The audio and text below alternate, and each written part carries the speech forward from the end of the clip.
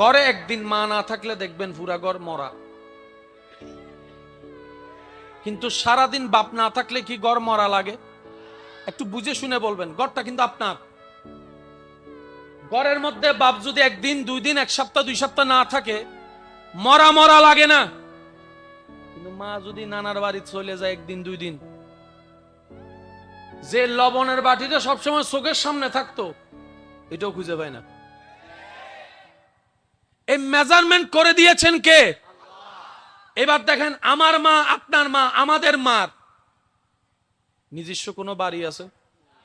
জন্মের পরে বাপের বাড়ি, বিয়ের পরে শ্বশুর বাড়ি, জন্মের পরে বাপের বাড়ি, বিয়ের পরে শ্বশুর বাড়ি, বুড়া হওয়ার পরে ছেলের বাড়ি, নাতি নাতনি থাকলে নাতি নাতনির বাড়ি। আমার মা, আপনার মা, আমাদের মায়ের সত্য নিজস্ব কোনো বাড়ি নাই।